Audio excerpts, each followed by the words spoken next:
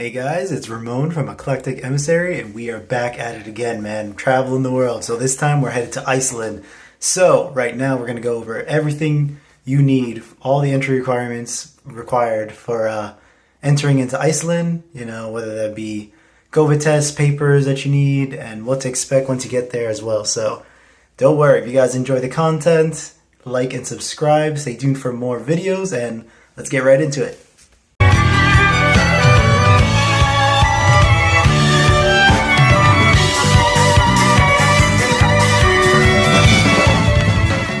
Okay, so as far as visa requirements, most countries don't need one, so you don't have to worry about that. Actually, I will have a link in the description below to all the countries that do need a visa, just in case. Okay, so it is important to note that if you are not vaccinated, you can still go, and you still need to get the COVID-19 test 72 hours prior to arrival. But you're also mandated to quarantine for 5 days and get another test, so it's just a lot of extra hoops you got to go through if you're not vaccinated. So. Okay, here we are preparing for our Iceland trip, and got to get a freaking PCR test even though I'm vaccinated, so that sucks. But I set it up online, so I just reserve it, and you basically do this little drive-through thing. Super easy, you know, you just got to have the test 72 hours before.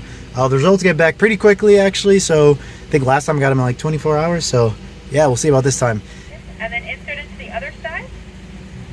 Do the same thing.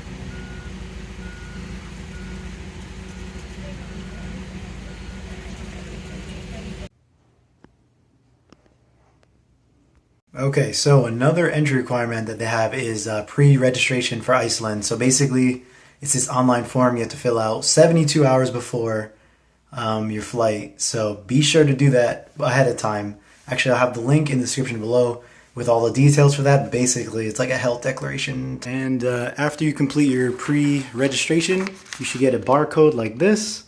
Basically, that'll show, you know, that you're able to enter and you're not having any symptoms with you, so just be sure to keep that handy. Okay, so we're packing our bags for Iceland, and of course, along with the essentials, like your passport, you know, vaccine card, and all that good stuff, you're gonna need some extra stuff, especially if you're going in the winter time. So I'm going in November, basically the best time to see the Northern Lights, so it's gonna be a little bit cold, but not as cold as you'd expect, so definitely wanna dress accordingly, so dress warm, have a bunch of layers and some warm undergarments that you can wear under your main clothes. In addition, you're going to want some DWR pants. So basically that's just like water resistant, windproof pants. It kind of looks something like this. I know I got the bright colors. And then you also want a wind resistant and water resistant coat, because weather's super unpredictable in Iceland. It could be snowing, it could be raining at any time. I think right now it's about like 50 degrees, 40, 50 degrees, that range. So it's not super cold, but with the wind and rain and stuff, it can get a little bit chilly. Alright, so when you're up here, you gotta remember to bring a nice warm jacket and layers if you need them. It is super actually windy in Reykjavik, but not as cold as you expect. So right now I think it's about 50 degrees or something like that. So. Also, before you go, you're going to want to download the Raknik COVID-19 app. So it's just an Iceland COVID-19 awareness app. I guess they'll contact you if you're come into contact or any traces with people that have had it. So I'm not sure if it's completely necessary, but just be sure to have before you get to the airport. Be aware that also the power outlets are different in Iceland. So you'll need type C or F, which basically looks like this. It works in most of Europe. So yeah, just have that handy. I will say that everything is super expensive here, especially alcohol. So if you want to drink and you want to buy some bottles, definitely buy it at the airport for duty-free stuff. You're going to save tons and tons of money. So yeah, one thing you definitely got to bring, because there's so many outdoor things in Iceland, you got to bring some hiking boots, bro.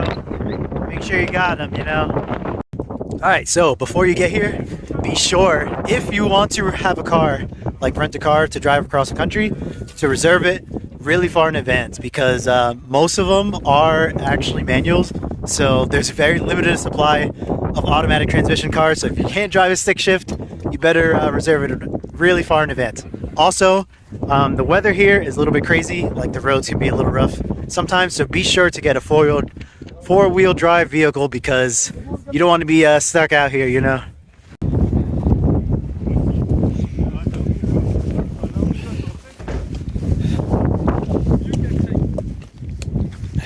Man, I can still not get over these freaking hours of daylight over here. The sunrise is at like 10 a.m. sets at like 4:30 p.m. It's so crazy. So you don't really have to wake up that early, but gonna want to make the most use of your daylight hours. So be sure to plan accordingly, man. One thing you guys got to do is bring a water bottle because the faucets here, just normal tap water, is freaking incredible. Like purest water in the world, man. So definitely got to get your water bottle.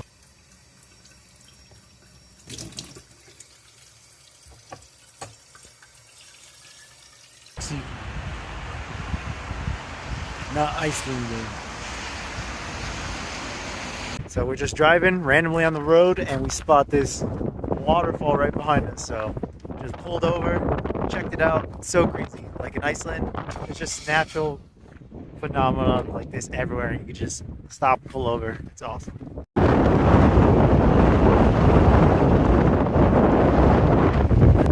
That's it. Come Max, give us some more at.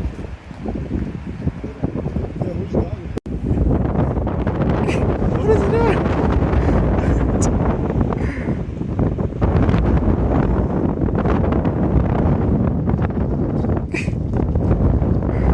Another thing to know, if you're driving, the gas here is also in liters, and it's super expensive, man. Like almost 50 or 60 bucks to fill up half a tank.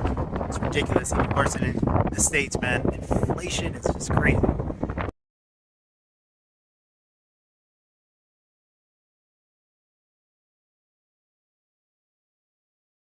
Okay, so we are at this COVID testing thing. So before you get back into the US, you got to get tested again. I think you can do a rapid test, so we're going with testcovid.is. So it's right across from this giant mall, so you just make it there, set up an appointment online. I'll set a link to that in the description below, so you can check that out. Make sure you get it 72 hours before your flight.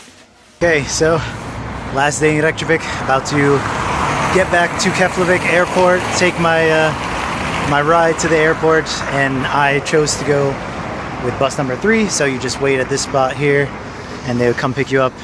And I think the ride is like 45 minutes away from the airport. So I think the service is flybus.is. So I'll link that in the description below, so you guys can get that.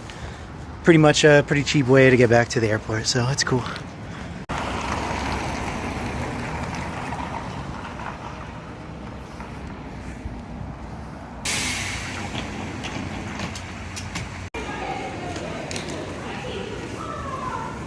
I guess that van bus picks you up and takes you to the actual bus station. So now we are gonna get on the bus back to Keflavik Airport.